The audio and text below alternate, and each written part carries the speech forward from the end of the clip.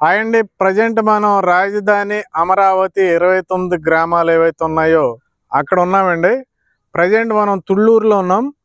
మనకి కనపడే అన్నీ కూడా MLA quarters, IAS, IPS quarters అన్నీ కూడా మన కళ్ళ ముందు కనపడుతున్నాయి. అలాగే సిఆర్డిఏ బిల్డింగ్ కూడా కనపడుతుంది. ప్రజెంట్ ఏంటంటే రీఓపెన్ చేశారు వర్క్ మొత్తం. మనకు ఇంకొక 2-3 నెలల్లో ఎమ్మెల్యేలు కానీ ఐఏఎస్ ఐపీఎస్లు అందరూ దాంట్లో ఉండబోతున్నారు. ప్రజెంట్ వర్క్ స్టార్ట్ అయింది.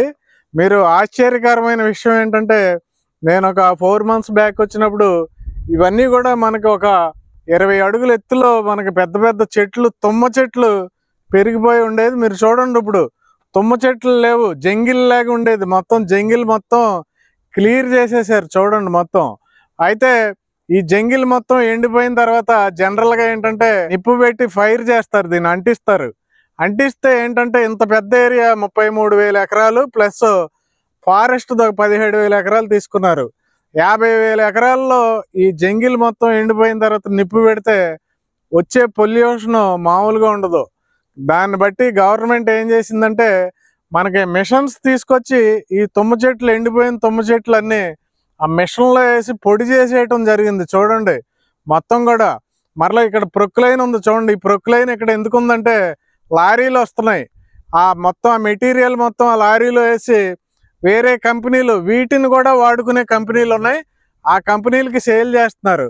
ఇక్కడ ఈ తీయటానికి ఎంతైతే ఖర్చు పెడుతున్నారో మరలా ఆ ఖర్చు మొత్తం ఈ మెటీరియల్ ద్వారా గవర్నమెంట్ తిరిగి వెనకలాక్కుంటుంది. రియల్లీ గవర్నమెంట్కి హ్యాట్స్ ఆఫ్ చెప్పొచ్చు.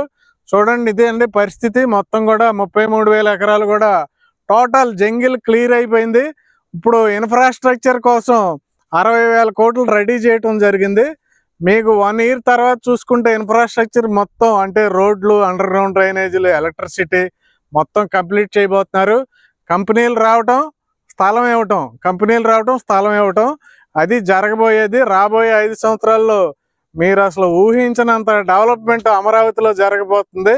కాబట్టి సోషల్ మీడియాలో వచ్చే నెగిటివ్ కామెంట్స్ మీరు అసలు పట్టించుకోవద్దు డియర్ ఇన్వెస్టర్స్. మీ దగ్గర డబ్బులు ఉన్నాయా, ఇన్వెస్ట్ చేయాలనుకుంటున్నారా, చేసేయండి అంతే అమరావతిలో. అయితే సోషల్ మీడియాలో ఏంటి, మొన్న విజయవాడకి ఫ్లడ్ వచ్చింది. అయితే ప్రపంచంలో ఎక్కడైనా ఫ్లడ్ వస్తుంది.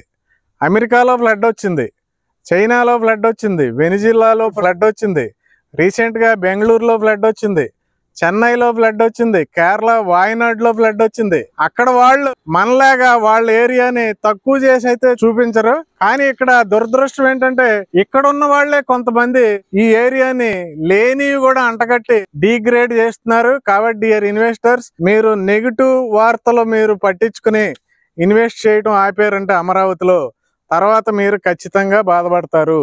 మీ దగ్గర డబ్బులుంటే ఇన్వెస్ట్మెంట్ చేయండి. Thank you very much.